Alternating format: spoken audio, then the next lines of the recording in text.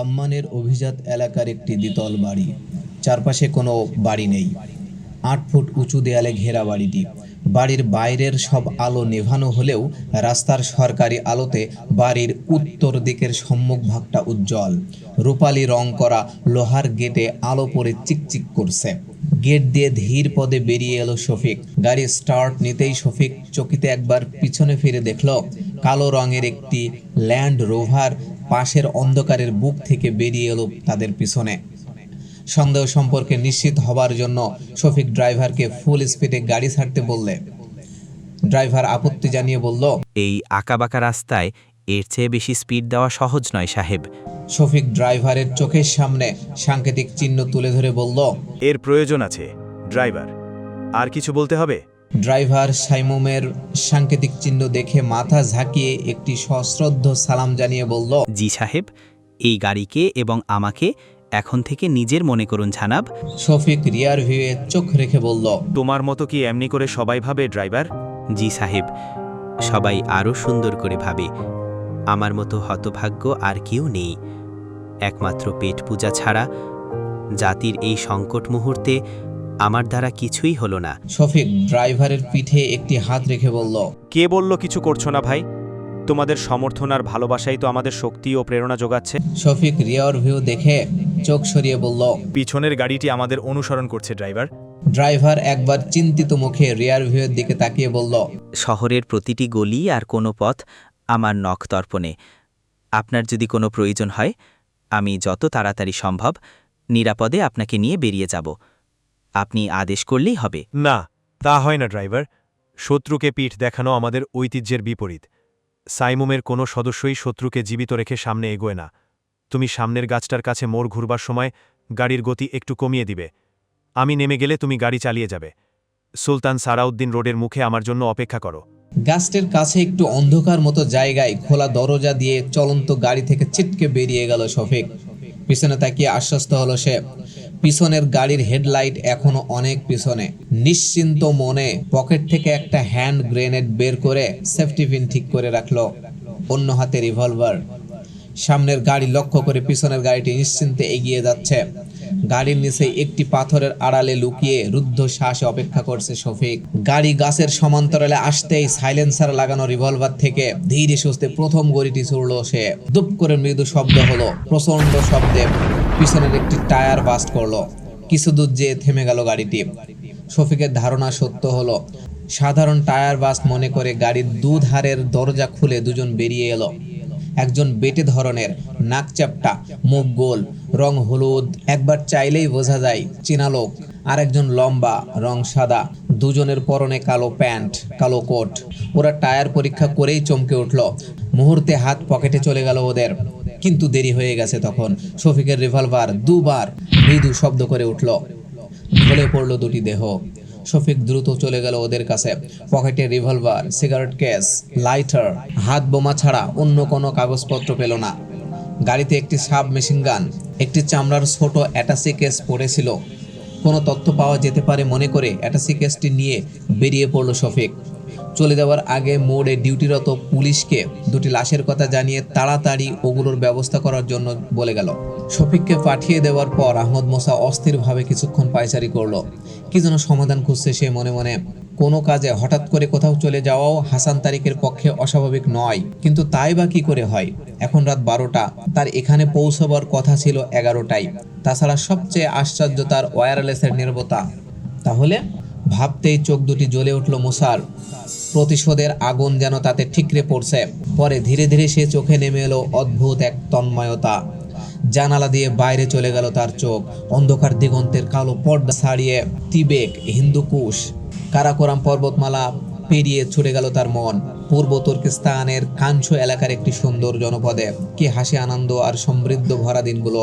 মরুভূমির একখণ্ড দুরন্ত হাওয়ার মতোই তারা ঘুরে বেড়াতো চারিদিকে। কাটার ঝোপে সারাদিন চলতো লুকোচুরি খেলা। রাতের বেলা বাবার উষ্ণ কোলে বসে আকাশের তারার দিকে চেয়ে কত গল্প শুনতো। শুনতে শুনতে জগৎ পেরিয়ে মন চলে যেত আর এক জগতে। অন্ধকার গোটা পৃথিবী। একজন মহাপুরুষ এলেন আরব দেশে। তার হাতে নেমে একখণ্ড আলো। অনেক ঘূর্ণাবর্ত আর ঝড়ের মাঝেও তা ছড়িয়ে পড়ল চারিদিকে। তার একখণ্ড এসে ছড়িয়ে পড়ল তুর্কিস্তানেও। অনেক সময় গল্প শেষ না করে বাবাকে উঠতে হতো। মসজিদ থেকে ভেসে আসতো বড় চাচাজানের এক পশলা মিষ্টি সুর। বুঝতো না সে এক বর্ণও, কিন্তু ভালো লাগতো খুব। এমনি করে দিন চলে এসেছিল, চলতো এভাবেই। কিন্তু সাজানো গোছানো এক জীবনে এলো ঝড়। পিছনে অবশিষ্ট থাকলো রক্ত, হাহাকার। জানালার শিক ধরে দাঁড়িয়ে থাকা আহমদ মুসার মুখ কি এক অব্যক্ত বেদনায় আর দৃঢ়তায় শক্ত হয়ে উঠল। ধীরে ধীরে সে বলল, মধ্য এশিয়া, সিনজিয়াংয়ে, ফিলিপাইনে, ফিলিস্তিনে, ইথিওপিয়ায়, চাঁদে মুসলমানদের উপর যে নির্যাতন তোমরা চালাচ্ছ, তার হিসাব অবশ্যই দিতে হবে। তোমরা সিয়াটো, সেন্টো, ন্যাটো গড়তে পারো, ওয়ার্স চুক্তি করতে পারো, কিন্তু আমরা কিছু করতে গেলেই তা হবে ফ্যানাটিক আর গোড়ামি। জানালার পাল্লা দুটো টানতে গিয়ে নিচে চোখ পড়তেই চমকে উঠল আহমদ মুসা। বাইরে প্রাচীরের পাশে বিড়ালের চোখের মতো এক টুকরো ক্ষীণ আলো হঠাৎ জ্বলে উঠে আবার নিভে গেল। পেন্সিল টর্চ নয়তো? সচকিত হয়ে উঠল আহমদ মুসা। অন্ধকারের জন্য বিশেষভাবে তৈরি বাইনোকুলারের চোখ লাগালো দ্রুত। বাইরের অন্ধকার অনেকটাই স্বচ্ছ হয়ে উঠল। দেখা গেল হুক লাগানো দড়ি বেয়ে একটি ছায়া মূর্তি প্রাচীরে উঠে বসেছে, কালো পোশাকে আবৃত সর্বাঙ্গ। ছায়ামূর্তিটি ধীরে ধীরে নামল নিচে, তারপর দেয়ালের পাশ ঘেঁষে শিকারী বিড়ালের মতো এগিয়ে ধীরে নিঃশব্দ গতিতে প্রস্তুত হয়ে মুসা নেমে এলো নিচে। সিঁড়ির মুখে সুইচ বোর্ডের পাশে একটি খামের আড়ালে দাঁড়ালো সে। নিঃশব্দ পায়ে ছায়ামূর্তিটি উঠে এলো বারান্দায়। তাকে একখণ্ড জমাট অন্ধকার ছাড়া কিছু বুঝবার উপায় নেই। প্রায় 10-12 হাতের মধ্যে সে চলে এসেছে। হঠাৎ থমকে দাঁড়ালো ছায়ামূর্তি। আহমদ মুসা বাম হাতের বুড়ো আঙ্গুলে সুইচে চাপ দিয়ে ডান হাতে রিভলভার ধরে বের হয়ে এলো আড়াল থেকে। ঘটনার আকস্মিকতায় ছায়ামূর্তিটি মুহূর্তের জন্য বিহ্বল হয়ে পড়ল। রিভলভারের নলটি স্থির লক্ষ্যে তুলে ধরে মুসা বলল, নিশানা আমার প্রায়ই ভুল হয় না। ফেলে দিন রিভলভার। বাম হাতের পেন্সিল হেডের রিভলভারটিও ফেলে দিন। আদেশ পালন করলো লোকটি। তার ডান হাত থেকে ফোঁটা ফোঁটা রক্ত ঝরে পড়ছিল। এ সময় বাইরের গেটে গাড়ি দাঁড়ানোর শব্দ হলো। উৎকর্ণ হয়ে উঠল আহমদ মুসা, কিন্তু রিভলভারের নল তার একটুও নড়ল না। বাইরে থেকে একটি পরিচিত সংকেত এলো। আহমদ মুসা তার উত্তর দিতেই কয়েক সেকেন্ডের মধ্যে সেখানে হাজির হলো ফারুক। এসেই বলল, ঠিক, আমার কান ভুল শোনেনি, যা ভেবেছিলাম তাই। ওসব অ্যানালিসিস পরে করো ফারুক। আগে আমাদের এই মেহমানটির পকেট থেকে দ্বিতীয় রিভলভারটি বের করে নাও। সাবধানে হাত দিও, পকেটে হয়তো আরও কিছু থাকতে পারে। রাত তখন 1টা। আহমদ মুসা আর ফারুক আমিন মুখোমুখি একটি টেবিলে বসে। আহমদ মুসার সামনে ছোট্ট একটি চিরকুট। A quite new element, WRF, is active. Aman being their target at present. Two Alpina trouser band as a V make their identity. ধীরে ধীরে চিরকুট থেকে মুখ তুলে আহমদ মুসা বলল, ইহুদিদের মোসাদ আর পশ্চিমা CIA এর সাথে এসে জুটল কে আবার এই WRF? কি চায় ওরা? ফারুকের দিকে চেয়ে মোসা বলল, আমাদের আজকের মেহমান কোন দলের খোঁজ নিলে ফারুক? ফারুক বলল, হ্যাঁ, WRF। ট্রাউজারের ব্যান্ডে ভি আকারের দুটো পিন দেখেছি। ঘড়ির দিকে চেয়ে আহমদ মুসা বলল, সময় বেশি হাতে নেই, তাছাড়া ওর ব্যবস্থা এখনই প্রয়োজন। কোনো ব্যাপারকেই, বিশেষ করে এসব বিপজ্জনক বোঝা বেশি দূর টেনে নেওয়া ঠিক নয়, কিন্তু তার আগে চলো পরীক্ষা করা যাক লোকটিকে। ডিপ নীল আলো চারিদিকে, বক্স সাদা দেয়ালে সে আলো প্রতিফলিত হয়ে স্বপনের পরিবেশ সৃষ্টি করেছে। আধশোয়া অবস্থায় ইজি চেয়ারে পড়ে থাকা লোকটির ডান বাহু থেকে পেন্টাকাল ইনজেকশনের সুচ ধীরে ধীরে টেনে বের করলো। তারপর মৃদু হেসে আহমদ মুসা বলল, বেশ কিছুক্ষণ একটু ক্লান্তি, একটু ঘুম ঘুম ভাববোধ করবেন, মিনিট খানেক, তারপর সব ঠিক হয়ে যাবে। আগের সবগুলো কথা মনে পড়বে, আর বলতেও কোনো কষ্ট হবে না। লোকটির চোখ বুজে গিয়েছিল। আহমদ মুসা একটি চেয়ার টেনে নিয়ে তার সম্মুখে বসল। তারপর ধীরে ধীরে বলল, চোখ খুলুন, আমার চোখের দিকে দেখুন। আস্তে আস্তে চোখ খুলে গেল লোকটির। আহমদ মুসা বলল, আপনার নাম কি? আমার নাম মিখাইল ইয়াকুবভ। আপনি কোন দেশি?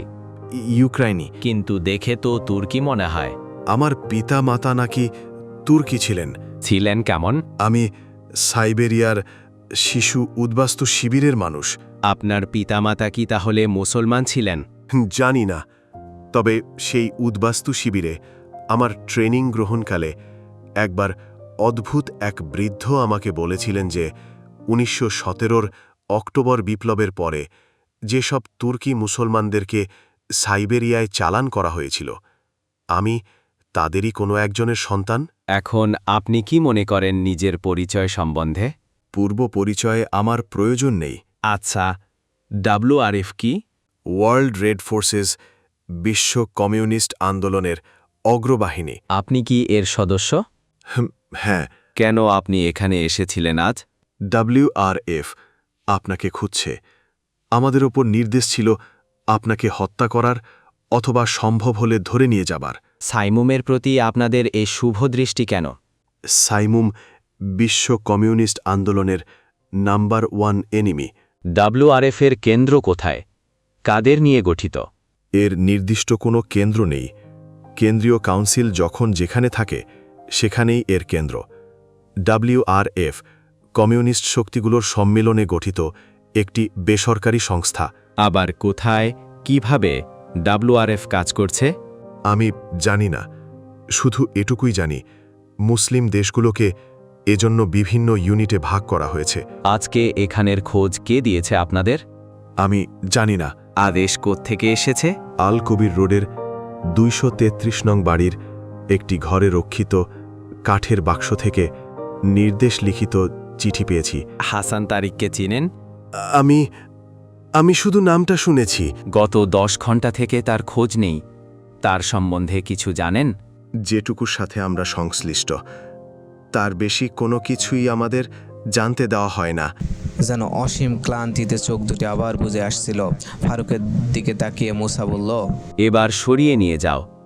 হ্যাঁ, এদের পূর্বপুরুষদের ঐতিহ্যের কথা স্মরণ করিয়ে দিয়ে একবার শেষ সুযোগ দিবে।